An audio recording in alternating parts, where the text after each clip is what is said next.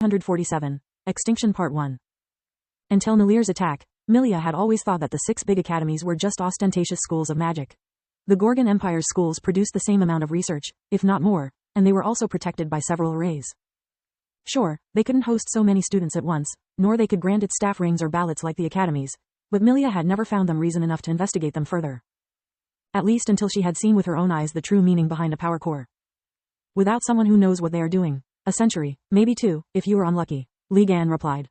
That long? Milia fell on her throne with a thud. That wasn't the answer she was hoping for. It's not like you are building a simple castle. You must first find a spell capable of imbuing every single stone, one at a time. Then all of them must be compatible with the power core and work in synergy. What did you expect? You guys don't even know how to build a power core. The Guardian scoffed at her impatience. You should be happy that thanks to your longevity you'll be able to see it completed, even if it takes 3 centuries. Your grandkids will surely be grateful for all your hard work.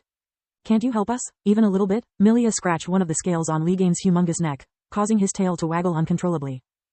First, I'm not a dog, he replied even though his body begged to differ. Second, no, I care about you, not your people. They can all die for what I care about. Also, this project will help you to find talented people or at least trustworthy ones.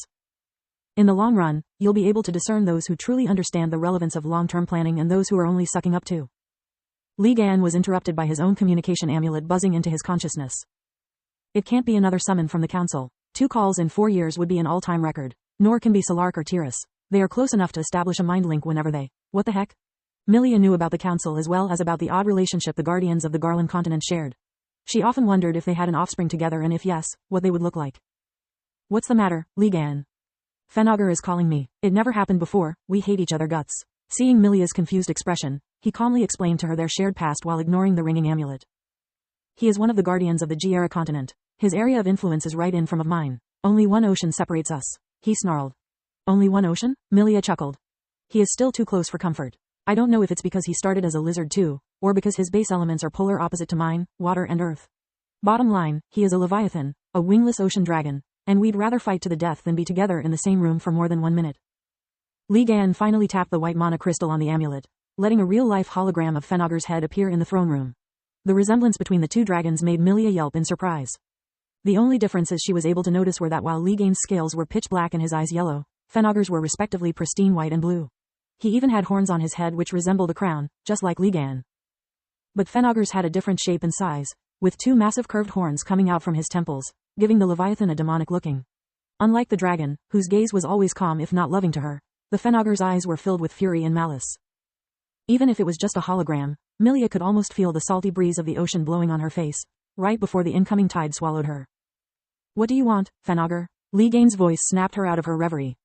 I hoped for this day to never come, Li Gan. The Leviathan hissed, keeping his eyes on his opponent. Have you been attacked by abominations too?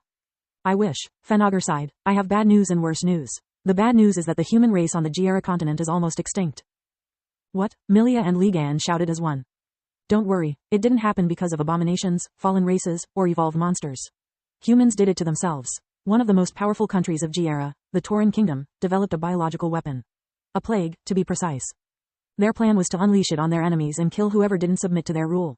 The idea was good, but the execution poor. Once the other countries realized what was happening, they used their dead to poison the enemy's wells and lands. The plague spread through the Tauran Kingdom as well while it was surrounded from every side until it was too late. The infection was faster than the healers could cure it or flames destroy it. You can imagine the rest. Now only talented healers, awakened ones, and their families remain. And you stood there and did nothing? Milia asked. What was I supposed to do, child? Take over the kingdom? Kill everyone who knew about the plague? Fenaugur chuckled. I serve Mogar. I serve only the balance. I don't care about who lives or not. Even if I intervened, they would have called me a tyrant and started over once I left. You can't stop an idea with violence. Only try to prove it wrong, and that's what I did together with the other guardians. We warned them, but they didn't listen. We even caused a small outbreak before they implemented their plan, hoping they would realize the immense risks it carried. They buried their dead and moved on as nothing had happened. For the greater good, they said.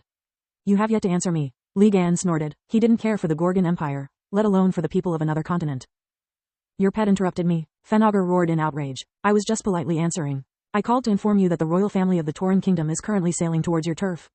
Together with their magicians, a small army, and the plague to which they are all immunized. Why the heck did you let them go? Milia's eyes brimmed with rage and mana at the thought of the danger her people were about to face. I like your sass, little human pet. Fenaugur chuckled. I did it for your master. He is a collector of endangered species and forgotten knowledge.